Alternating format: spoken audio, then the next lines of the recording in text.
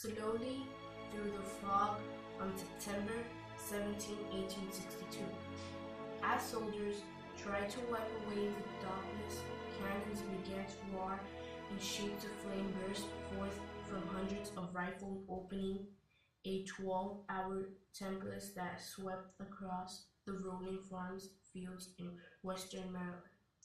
A clash between North and South that changed the course of the Civil War helped free over 4 million Americans, devastated Sharpsburg, and still ranks as the bloodiest one-day battle in American history.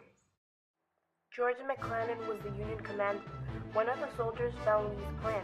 McClellan knew Lee's plan and full details of how his forces were dispersed. Robert E. Lee decided to invade the North in September 1862. Robert E. Lee wanted to keep going into the North because he felt confident after the Confederate victory at the First and Second Battle of Bull Run. General Lee decided to press home his advantage and take the offensive by marching into Union territory. He decided to lead his forces into Maryland, where he thought he would gain support from the local people whom he thought were against President Abraham Lincoln's reform.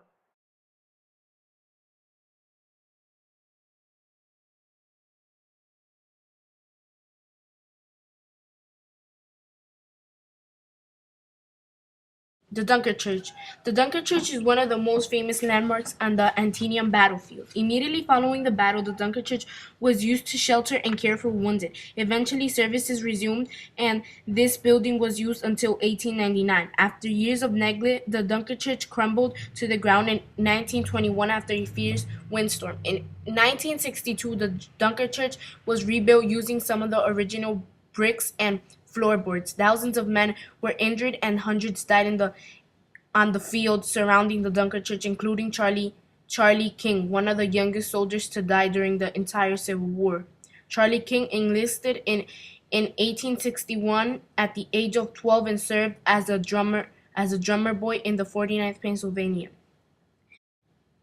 Several of his comrades carried the grievously wounded boy to a field hospital where he would die of his wound 3 days later. He was only 13 years old.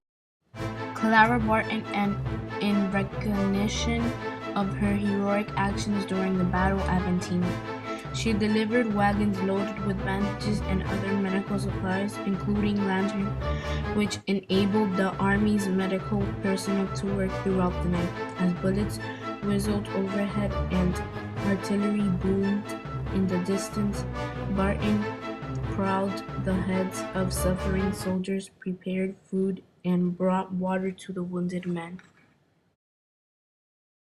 General Joseph was one of the oldest generals in the Union Army. He spent most of his pre-war years as an engineer, designing, improving roadways, and performing other important military and Civil War tasks. The Confederate opened fire before Mansfield was able to gallop away. Suddenly, the old fighter slumped from the saddle, shot in the chest, mortally wounded. He died the next day at the field hospital on the Georgia Line farm just over 1 mile to the north. Johnny Cook. During the Battle of Antietam, 50-year-old Johnny served as a messenger. For his bravery at Antietam, Johnny Cook became one of the youngest soldiers ever to receive the Medal of Honor. Johnny went on to serve at Gettysburg and several other battles. After the war, he moved back to his hometown of Ohio. He died in 1915 and is buried in Arlington National Cemetery.